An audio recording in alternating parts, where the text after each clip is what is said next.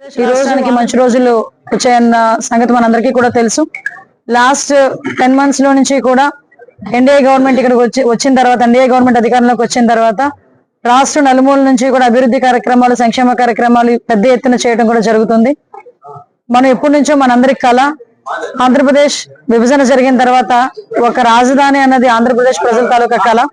2014 నుంచి 19 వరకు కూడా మనం అధికారంలో ఉండేటప్పుడు, తెలుగుదేశం పార్టీ అధికారంలో ఉండేటప్పుడు అమరావతి రాజధానిగా చేసుకునే పలు కార్యక్రమాలు కూడా అప్పుడు శ్రీకారం చుట్టుకున్నాం. ఆ రోజు కూడా శంకుస్థాపనకి గౌరవ నరేంద్ర మోడీ గారు ఇక్కడికి రావడం కూడా. అయితే లాస్ట్ 5 సంవత్సరాలు రాకేష్ పరిపాలనలోని అమరావతి రాజధానిగా తీసి 3 రాజధానుల వ్యవహారం మన తెరపైకి తీసుకొచ్చి చాలా మంది ప్రజల తాలూకా మనోభావాలు దెబ్బతీయడం జరిగింది.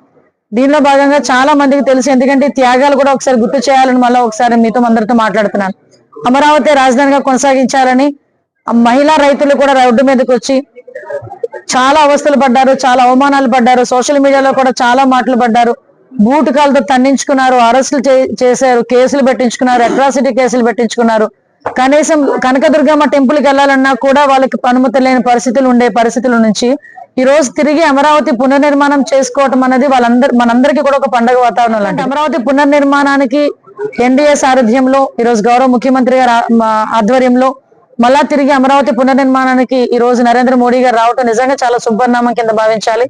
ఆ శుభపరిణామం, ఆ పండుగలో మనందరం కూడా భాగస్వాములు అవడానికి ఈ రోజు రాష్ట్ర నలుమూల నుంచి కూడా ఎన్డీఏ కేడర్ తో పాటు ప్రజలు కూడా ఈ రోజు ముందుకు వచ్చే పరిస్థితి. ఎందుకు ప్రజలు ఇంత సెంటిమెంట్ గా భావిస్తున్నారంటే ప్రతి ఒక్కరికి కూడా సొంత ఇల్లు అనేది చాలా కళ. అదేవిధంగా ప్రతి రాష్ట్రానికి కూడా ఒక రాజధాని ఉండాలి. 10 సంవత్సరాలు రాజధాని లేని రాష్ట్రంగా మన ఆంధ్రప్రదేశ్ ఉండటం అనేది నిజంగా చాలా దురదృష్టకరం. కానీ ఈ రోజు తిరిగి ఆ పునర్నిర్మాణానికి నరేంద్ర మోడీ గారి చేతుల మీదుగా చేసుకునే దానికి ప్రతి ఒక్కరు కూడా భాగస్వాములు అవ్వాలని వాళ్ళందరూ కూడా స్వచ్ఛందంగా చాలా మంది బయటకు వచ్చి ఈరోజు వచ్చే పరిస్థితి కూడా కనిపిస్తా ఉంది.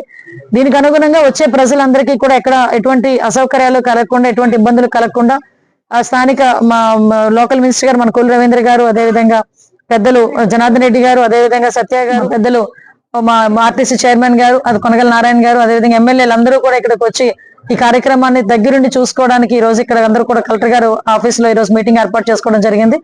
ప్రజలు ఎవరికి కూడా ఎటువంటి ఇబ్బందులు కలగకుండా చూసుకునే బాధ్యత మేము తీసుకుంటూ, ఎక్కడ అసౌకర్యాలు కలగకుండా ఉండే బాధ్యత తీసుకుంటాం. అమరావతి పునర్నిర్మాణ కార్యక్రమంలో ప్రజలందరినీ, ఆంధ్రప్రదేశ్ రాష్ట్ర ప్రజలందరినీ కూడా భాగస్వాములు అవ్వాలని నేను కోరుకుంటున్నాను.